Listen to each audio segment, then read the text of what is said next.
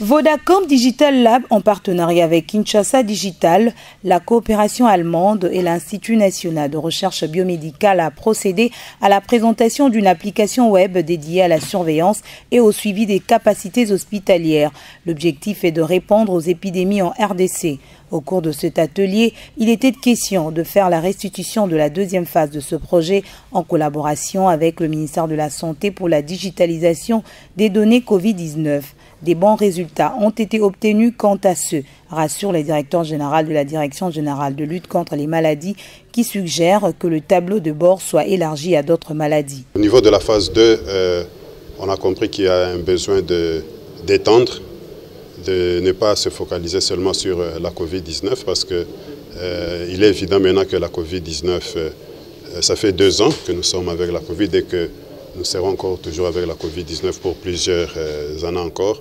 Donc il y a lieu, au-delà de la Covid-19, de voir comment ce tableau de bord pourrait prendre aussi en compte d'autres maladies qui sont prioritaires au niveau du pays. L'option de la digitalisation est très importante, souligne Dr Dieudonné Mwamba, qui loue le partenariat avec Vodacom Digital Lab. Aujourd'hui, il est plus qu'évident que nous devons digitaliser. Nous avons déjà commencé, mais il faut encore aller de l'avant. Donc la digitalisation s'impose, la numérisation.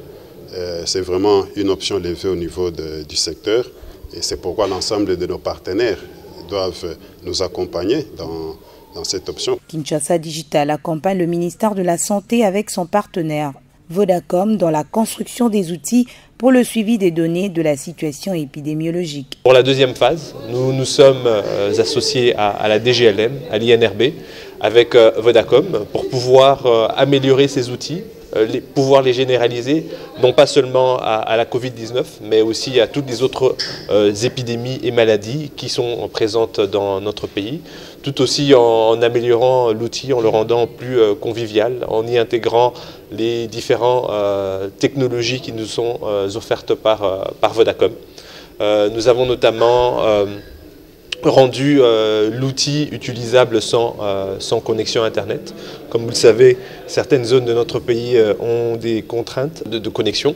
Donc nous avons pu prendre en considération les différents feedbacks des utilisateurs pour arriver à un outil qui répond au mieux aux attentes des utilisateurs et des décideurs. La première phase de ce projet a débuté avec la création des outils pour le suivi de la mobilité des populations ainsi que de l'épidémie. La deuxième phase prend donc fin en août prochain.